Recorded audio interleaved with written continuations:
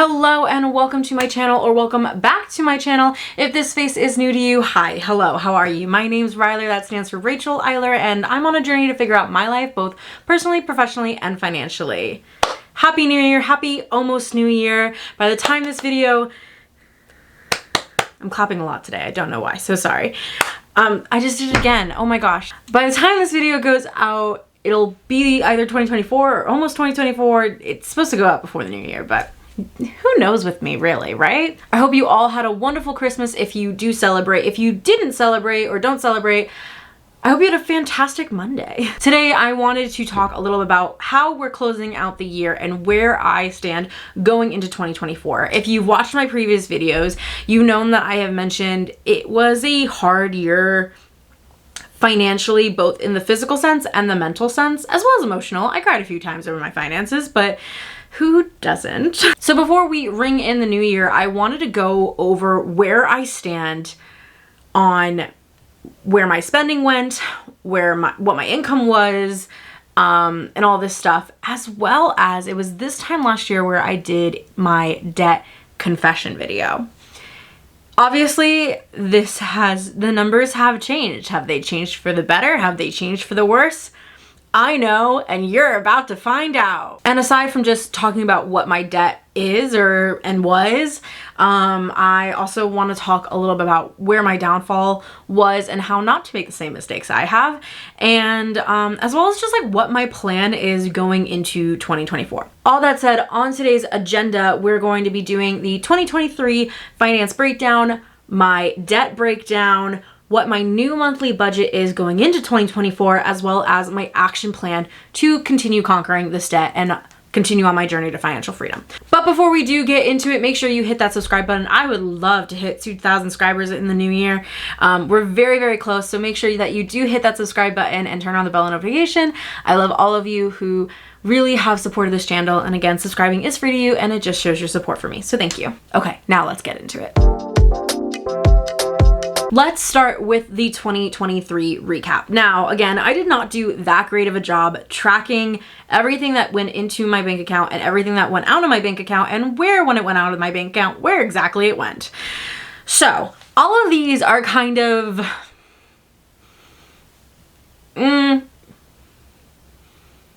flexible, I guess maybe is a good word for it. But this is all estimated, I guess. So this year, obviously one of the big goals is to track everything that goes into my bank account and comes out of my bank account, and where exactly it goes when it comes out of my bank account. Say that multiple times and it comes out really, really fast. Well, let's just start with the big question is, how much did I actually make in 2023? This is a little bit difficult to kind of really estimate because it's not as low as I expected it to be, mainly because I did switch my jobs this year, as well as I picked up side hustles. Now, along with this too, I was on Etsy for a little bit in the beginning of 2023 and all that stuff. So it really is hit and miss of how much I really brought in. Going through a lot of my bank statements, estimated my yearly income was $40,000. Now, on top of just my salary and stuff, this also included cashback rewards and anytime I was Venmo'd or Zelled or whatever. Of that $40,000, bills and utilities that came out was $17,872. Again, this is all estimate because some of the things that should have been bills and utilities got put in other categories for some reason. I don't really know. I just had my bank kind of do it all, and that's what they qualified it as. So anything with a firm, they qualified as shopping, not as a bill, even like though some things are financed and whatnot. So again, bills and utilities, I tried to do the math and take it out of shopping and added it into this category. But again, bills, utilities, $17,872. Moving on to groceries, it came to $1,541.60, which averaged about $128 a month. Not too bad, $128. I know when I budget a lot of times it is typically $50 for 2 weeks at a time. So definitely, you know, was over. That means the monthly budget would have been $100. So over that by $28. Not too bad. What is bad though is that my food and drink expense was bad. And it was so much worse. Food and drink came out to $3,204.74, which I averaged as $267 per month. For shopping, this was all kind of miscellaneous stuff. It was partly like little things here and there, just like spending basically. When we moved, U-Haul did fall under this, as well as stuff when I had oil changes or car maintenance and stuff like that. So that's where that went to. That all came to $2,751. So of BS spending as well as some other typical spending stuff, you know, hit and miss, I guess.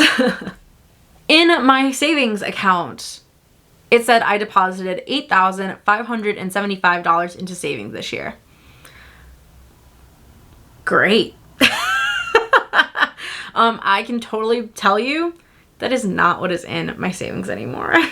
Currently in my savings is $444. Now, where did that $8,000 go? Probably spending. So not great, obviously, but on a more positive note, in my checking account, we are entering 2024 with $2,375, mainly in bills, but that's okay. It's in the checking account. It's fine. We're gonna say it's fine, which means in total, $37,181 just out the window in 2023.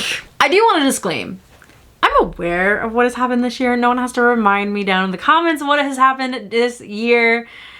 Again, just learn from my mistakes. Which kind of leads to my debt breakdown of 2023, or 2022 really, because again, I did, this time last year, I did my debt confession, and you guys went hard on me in the comments, rightfully so. I watched that back and I have so many new eyes and new perspectives and fresh perspectives on what I said in that video, and I said, you are also dumb.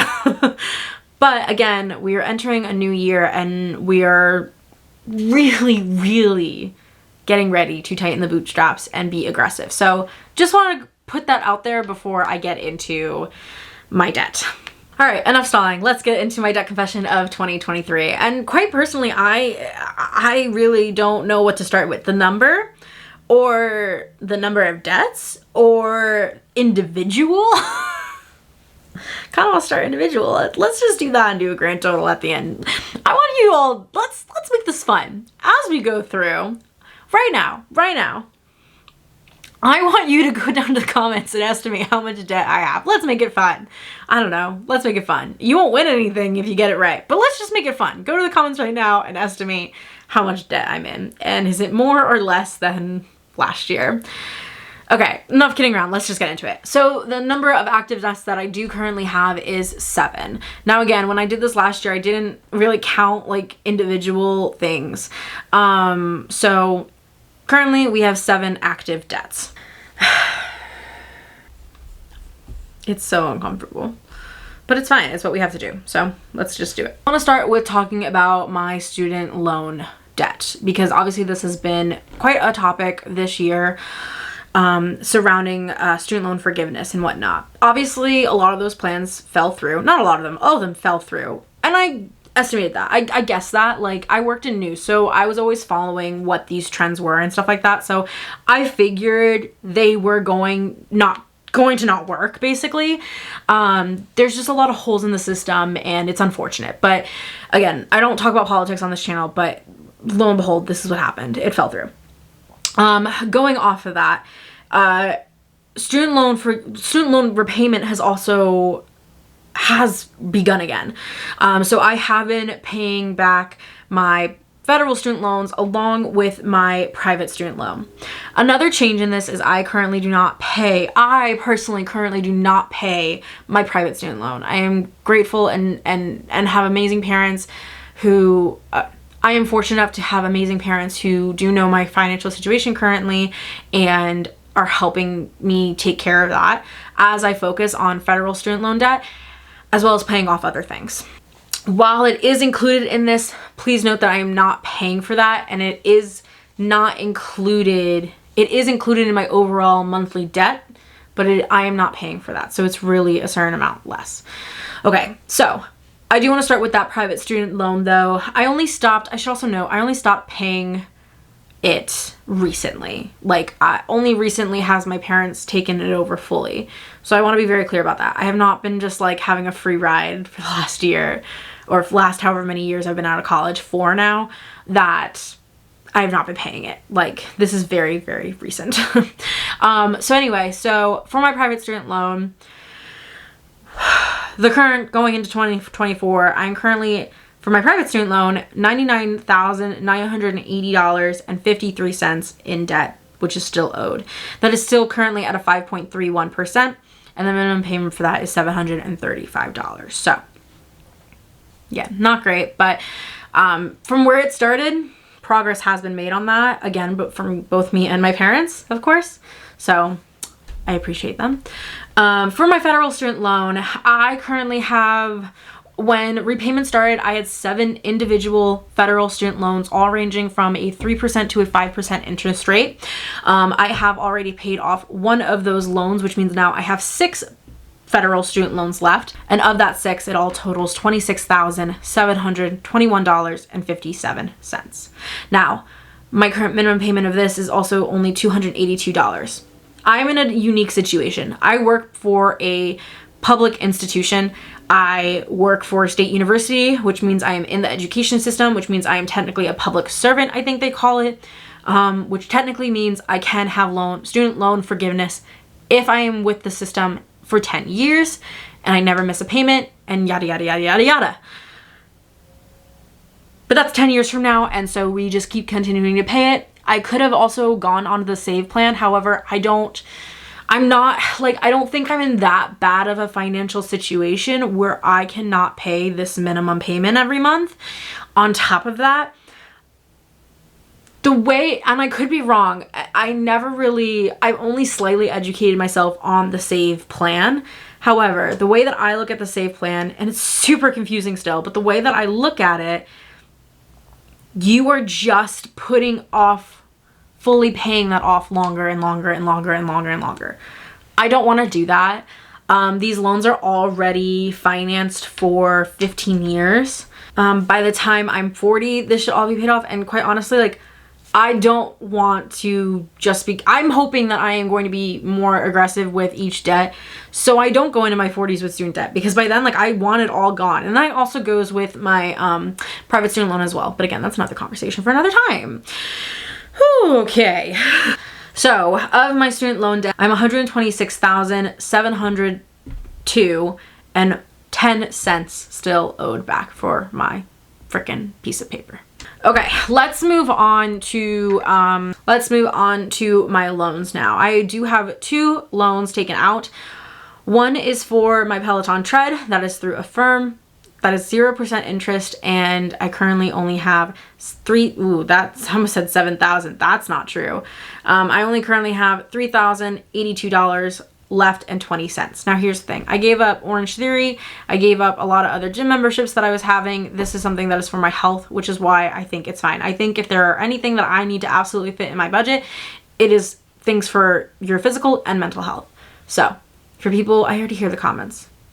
For people saying I shouldn't have bought it, whatever. Like, okay, so don't buy one. That's great. Whatever. Don't buy one. $3,082, 20 cents is left on the Peloton.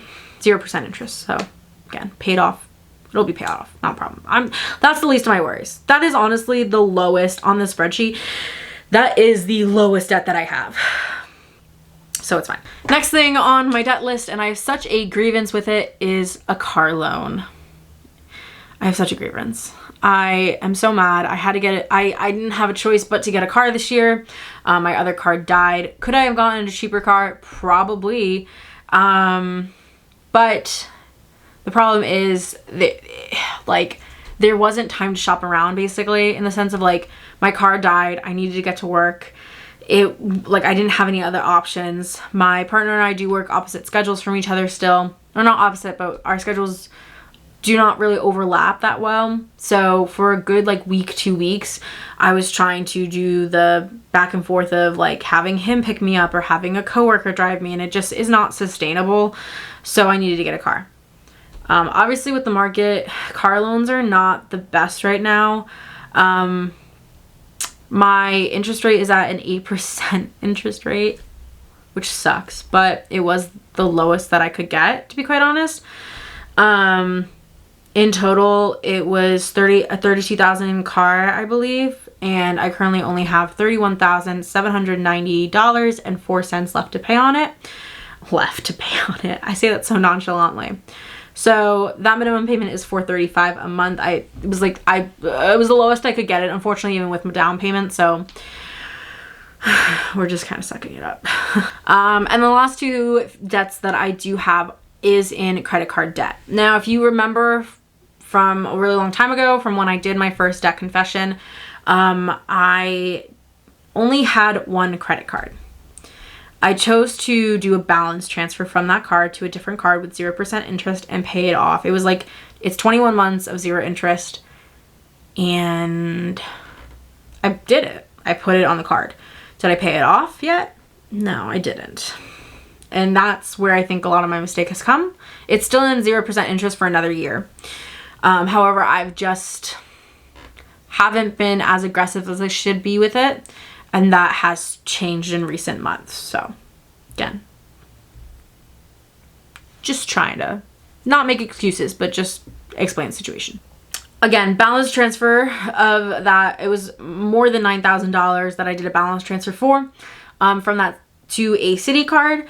And again, 0% interest. The balance on that is now $7,484.60. Now the minimum payment for that is only $75. Again, we are being more aggressive with this debt now.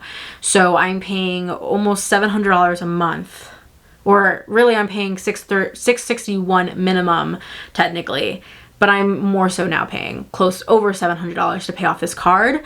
Again, it needs to be paid off by December of 2024, which means I have 12 months. Not even, I don't know. Yeah, I guess I have 12 months. This time next year, every year.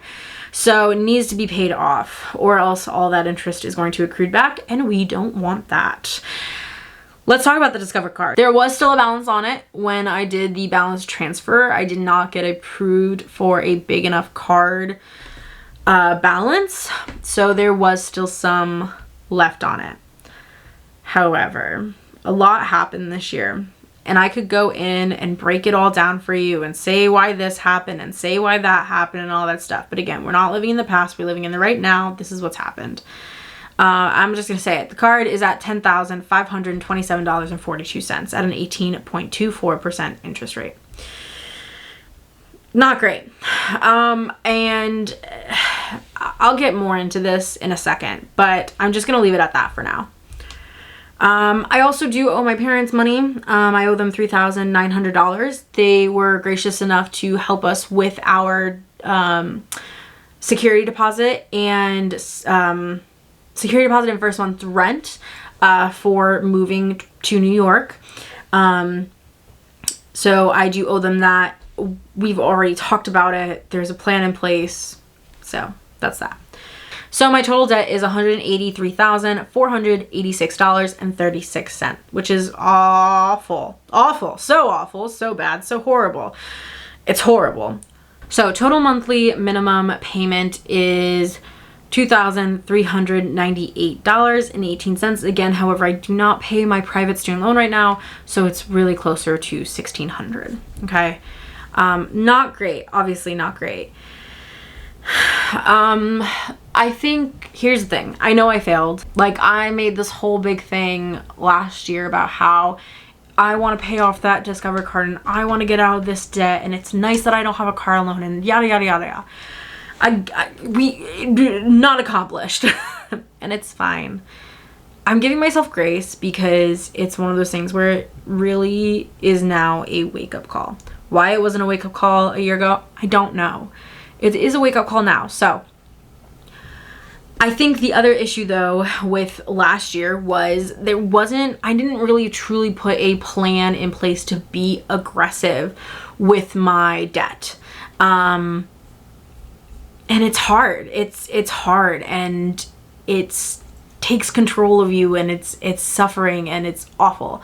But again, can't do anything about it now. The damage is done. So let's just fix it and never get into it again.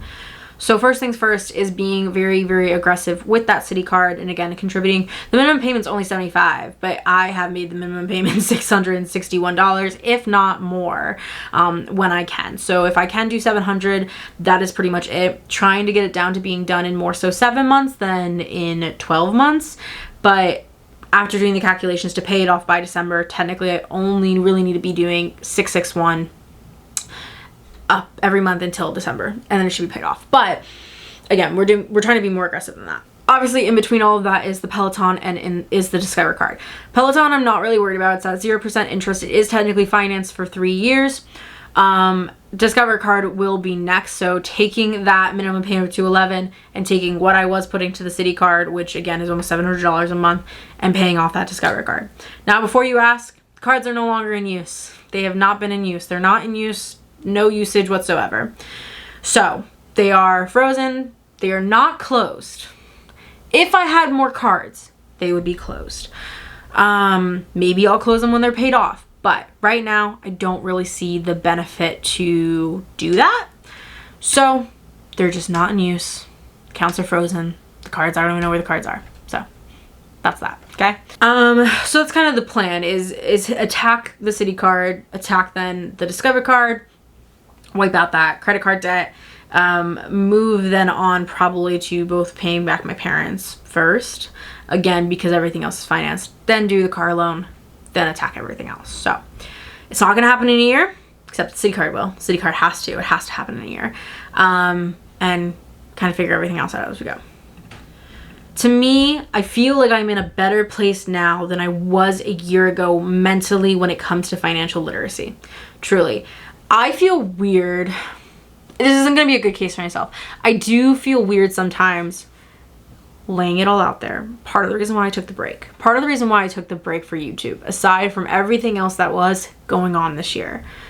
It felt weird to me to talk to you about finances. Because again, some of you do tell me you learn things from me, and I hope it's more so you learn how not to do what I did. But some of you say you do learn good tips and tricks, and that's awesome, and I'm glad. I'm so happy that this channel helps you in some way. I want to be so clear. I'm not a financial advisor. I'm not a financial expert. And I sometimes feel weird putting my financial life in display because I'm not in the place where I feel like people should be taking my advice or taking lessons from me, whatever you want to talk about, however you want to phrase it. It feels weird sometimes and it's discouraging sometimes. But again, this whole reason I have this channel is because I'm on a journey to financial freedom. And if you can learn something along the way, that's awesome. But again, if you can't, that's fine too. Because again, I hope overall you just learn not to do what I did. Really, that's kind of it. I feel like I just need to take that big sigh. That's a lot. It's a lot. It's so much. And if you are in my situation, you absolutely understand how hard this can be. But we're doing it. We're getting through it day by day, step by step, dollar by dollar, whatever you want to do, whatever you want to say, like, we're getting through it. As always, like, thank you. Thank you for continuously watching and supporting. If you haven't already, hit that subscribe button because I am trying to get to 2,000 subscribers within the month of January, hopefully. That's kind of one of the goals is 2,000 by the end of January. That's what I would love to see. So if you haven't yet, please hit that subscribe button, turn on your bell notification so you never miss a video from me, as well as hit that like, because again, the like challenge is coming back. It's free to you and just tells the algorithm gods that, well, you like my video and maybe other people will like it too. I hope that if you can take something out of it, it's just don't be like me. Don't be me. Don't do it. Just don't do it. If you are going out for New Year's, please be safe and be careful. You know, all that good stuff. We're going out for New Year's. We're going to do New Year's in the city this year, so very excited for that. It's probably like the last big fun thing that we're going to do for a while, so we're going to make the most of it if we can, not money-wise. Everything's already paid for, so, ooh, hit my light. Anyway, I'm rambling at this point. I appreciate you all. Until next time. See you in 2024.